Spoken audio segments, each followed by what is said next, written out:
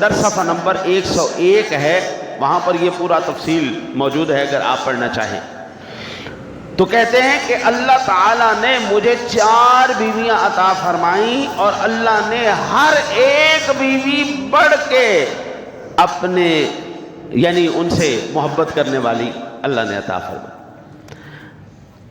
اللہ تعالیٰ اگر اس دنیا میں نیک بیوی دے دے نا جی، آہا، پھر تو حضرت جی اس دنیا کے اندر ہی جنت ہے۔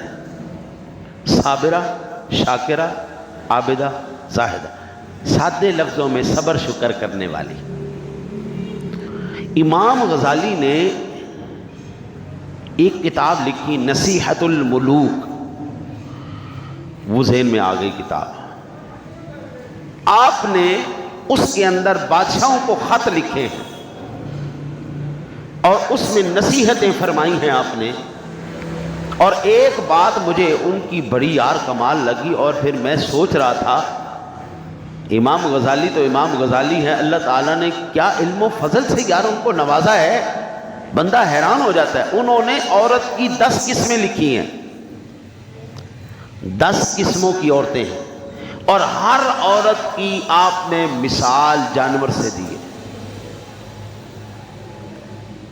بعض عورتوں کو آپ نے بچھو سے مثال دی کہ عورتیں صرف ڈنگ مارے گی۔ ایک ایسی ان کی اسپیشی ہے، نسل ہے، ایک ایسا گروہ ہے جو صرف ڈنگ مارنا ہی جانتا ہے۔ لڑائی، فساد، پھڈے، منافقت، جتنی مرضی آپ نیکی کر لیں ان کے ساتھ، یہ آپ کو نہیں چھوڑنے والی۔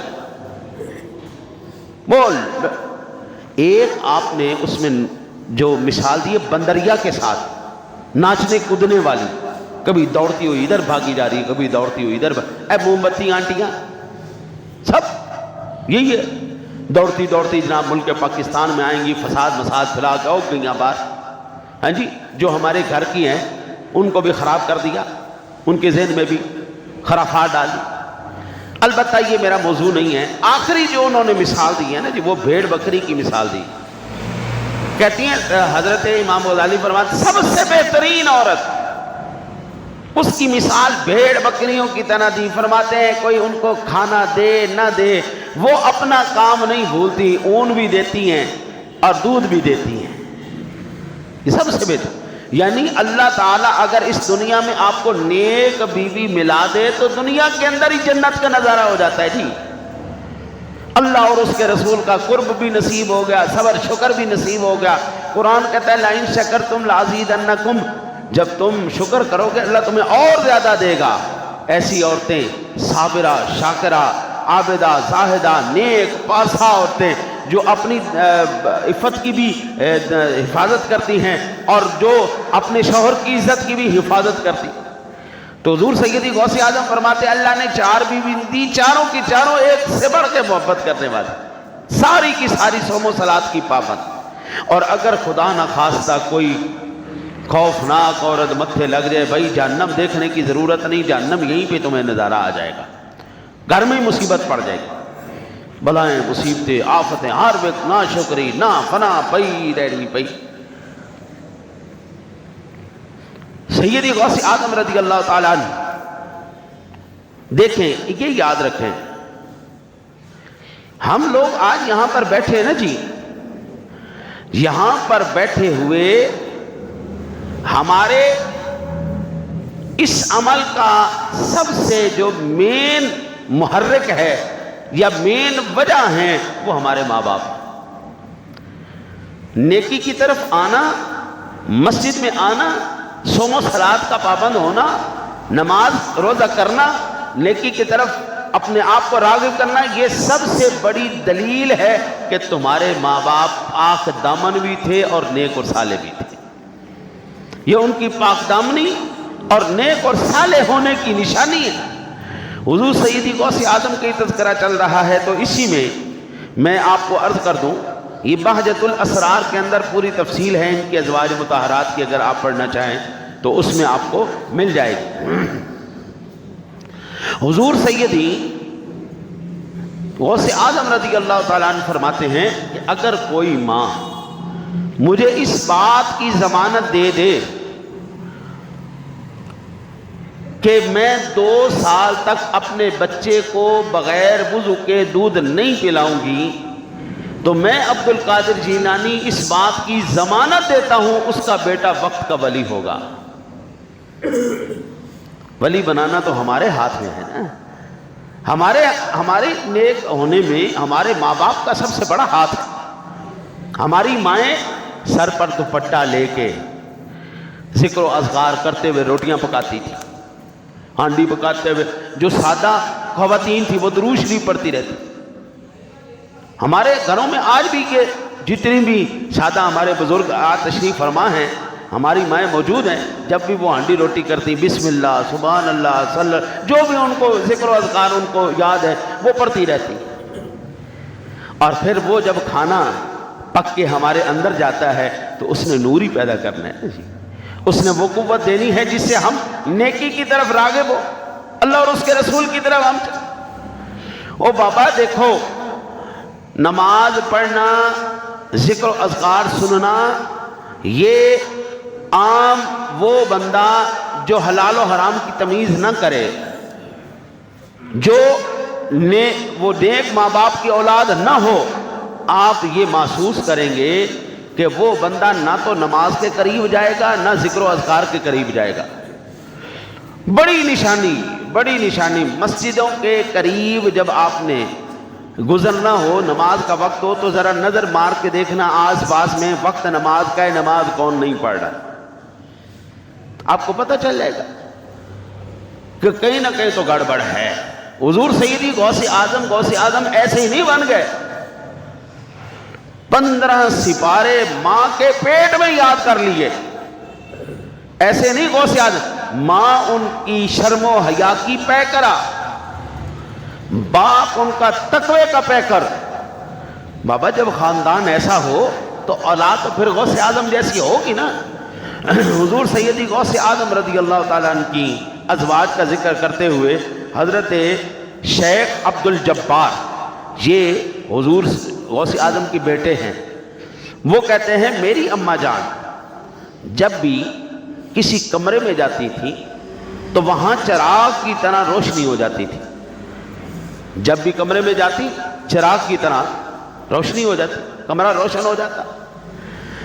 تو ایک موقع پر میرے والد گرامی حضور سیدی غوث اعظم رضی اللہ تعالی عنہ آپ تشریف لے آئے، تو انہوں نے جیسے ہی وہ روشنی دیکھی تو ان کی نظر جب پڑی فوراً روشنی غائب ہو گئی۔ آپ نے فرمایا یہ شیطان تھا جو گمراہ کرنے کے لیے تیرے پاس آیا تھا، اب میں نے اس کو دوڑا دیا ہے، اب یہ شیطانی روشنی نہیں، اب اللہ تجھے رحمانی روشنی عطا فرمائے گا۔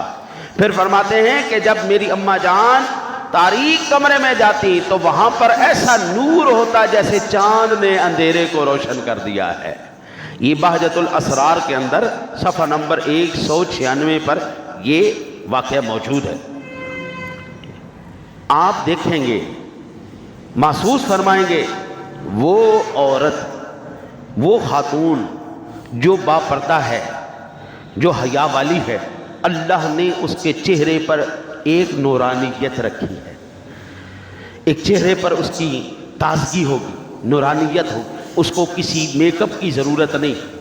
اب تو میک اپ نے کمال کر دیا یار، بندہ اوئے ہوئے ہوئے ہوئے، دن میں کچھ اور ہوتا ہے، جب منہ دھلتا ہے پھر شائی کچھ اور نکل آتی ہے، یعنی وہ چیز ہی بالکل مخلوق ہی بدل جاتی ہے۔ اور وہ یہ حضور سیدی غوث اعظم رضی اللہ تعالیٰ عنہ کے ازواج کا ذکر ہو رہا ہے، تو میں عرض کر دوں کہ ہمارے معاشرے میں اس وقت سب سے جو خطرناک چیز نکل آئی ہے وہ یہ ہے، شادی بیاہ کے پروگراموں پہ خواتین اتنی سج کے جاتی ہیں، دلہن کم خوبصورت لگ رہی ہوتی ہے، آنے والی زیادہ خوبصورت لگ رہی ہوتی ہے، وہ دلہن کا اتنا حسن نہیں چاہتا۔ اچھا جی، اس میں پھر اختلاط سارا بیچ میں ہوتا، مرد بھی بیچ میں ہیں، عورتیں بھی بیچ میں۔ یہ میری تمام ماؤں بہنوں تک پیغام پہنچا دو، یہ سخت حرام ہے۔ آپ نے سجنا ہے، سورنا ہے تو اپنے شوہر کے لیے سجو، اپنے خامد کے لیے سجو، اس کے لیے بنو۔ وہاں پر تمہیں ثواب بھی ملے گا۔ وہ عورت جو سج سور کے خوشبو لگا کے باہر نکلے، غیر محرموں میں جائے، جہاں جہاں تک اس کی خوشبو پہنچے گی اللہ کے فرشتے اس پر لعنت بھیجتے رہیں گے۔ ایک ایک منٹ پر، ایک ایک سیکنڈ پر اس پر لعنت برس رہی ہے۔ اور اگر یہی تیاری وہ اپنے شوہر کے لیے کر لے تو ایک ایک منٹ پر اللہ کے فرشتے اس پر رحمتیں نازل کرتے ہیں، اللہ کی رحمتیں نازل ہوتی ہیں جی اس پر۔ وہ عورت تیار ہوئی، وہ عورت سجی سوری، کس کے لیے؟ اپنے شوہر کے لیے۔ اللہ اس کو اس کا اجر عطا فرماتا ہے۔ حضور سرور کائنات صلی اللہ علیہ وسلم نے ایک حدیث کا میں خلاصہ عرض کر دیتا ہوں۔ آپ سرکار دو عالم صلی اللہ علیہ وسلم نے ایک صحابی سے کہا اپنی بیوی سے صحبت کرو تمہیں ثواب ملے گا۔ عرض کی یا رسول اللہ بیوی سے صحبت کرنے کا بھی ثواب ہوتا ہے؟ فرمایا زنا کرنے کا گناہ ملتا ہے۔ جی یا رسول اللہ زنا کا گناہ، تو فرمایا پھر صحبت کا اللہ ثواب عطا فرماتا۔ ہاں جی، تو یہاں پر یہ بات یاد رکھنے کی ہے کہ حضور سیدی غوث اعظم رضی اللہ تعالیٰ عنہ کی ازواج کو اللہ نے اتنا حسن و جمال عطا فرمایا کہ جب وہ اندھیرے کمرے میں جاتی اندھیرے کمرے بھی روشن ہو جاتے۔ کیوں نہ ہو، میرے امام فرماتے ہیں چمک تجھ سے پاتے ہیں سب پانے والے، میرا دل بھی چمکا دے چمکانے والے۔